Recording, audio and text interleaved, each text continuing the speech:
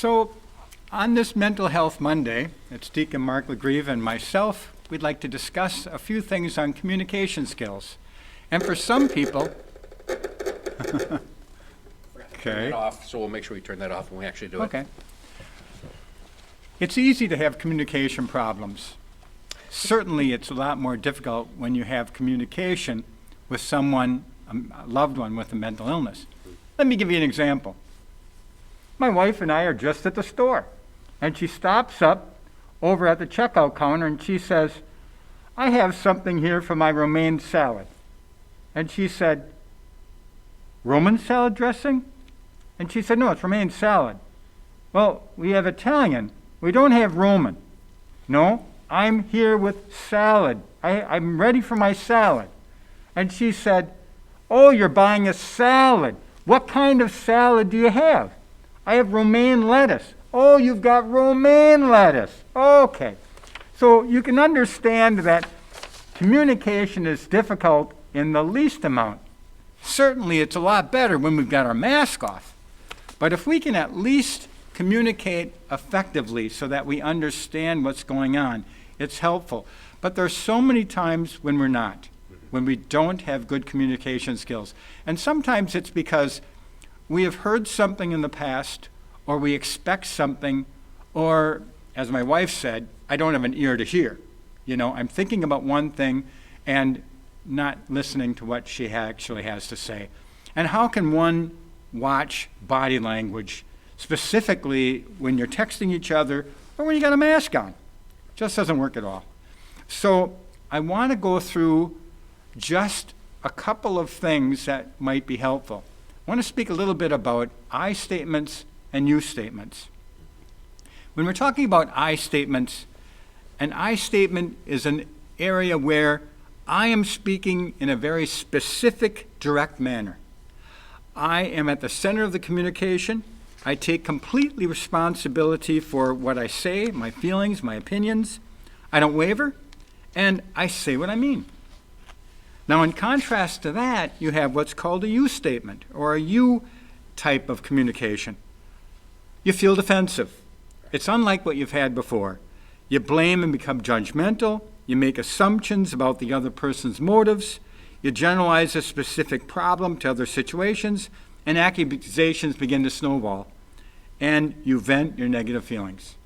And so I'd like to go through a two-way communication that is how something like that would work.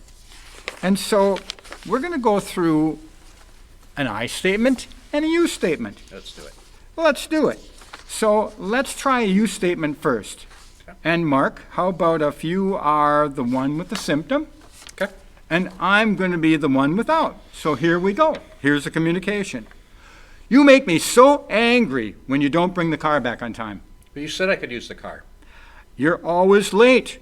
You agreed to have the car home by 6. But I lost track of time and I don't have a watch. You shouldn't be driving if you don't know what time it is. And you don't need a watch. There's a car. The car has a clock." You make a big deal out of nothing. You just want me to have a good time. I'm making a big deal. Me? You're the one who's responsible, irresponsible, and you never do what you promised to do, and you're always late. You're always criticizing me. I can't do anything right.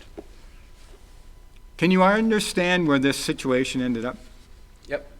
Let's try the same situation, but let's try to bring it into an I statement. So we're going to do the same thing. Here we go. "I feel frustrated when the car isn't back on the time we agreed on." But you said I could use the car. "We did agree you could use the car. And I feel upset when you return it later than you said you would." But I lost track of time and I don't have a watch. "I understand that can happen. However, if you don't keep track of time, then I won't agree to let you use the car. I need to know that you'll follow the plan we made." You make a big deal out of nothing. You just want me to have a good time. I disagree. I do want you to have a good time, and I want to be able to depend on the car being here when we agreed upon it. You can choose to keep the agreement with me by being on time, and if you're late again, I'll cancel our agreement for a week. If you return on time, I'll keep letting you use the car. So when we went through that communication, it was a little bit easier, a little bit less abrasive. And so what we did was we looked at that communication and we did things a little bit different. It works so well with someone with mental illness. We use short, clear, and direct sentences. We keep the content of what we want to say simple. We are a little bit more pleasant, but firm. We assume that the person may not be able to absorb everything that we are saying to them, and so we need to repeat instructions sometimes. And if your relative seems withdrawn or reluctant to talk, back off. Pause a little bit, speak to him a little bit more plainly, a little slower, and maybe in just simple segments. So I hope this helped in getting what we're trying to get across, so that communication is always a rush. It's always a problem. And it's certainly a problem when we're sitting here with a mask. Absolutely. So there's going to be a day when we don't have masks, when we can read a body language, and it's a lot simpler to communicate with someone. And I just pray, we both do, that that time will be soon. And so I'm just glad that things will work out in the future with less masks, a little bit more body language, and a little better able to speak what we need to say. Absolutely. All right? Okay. Thanks.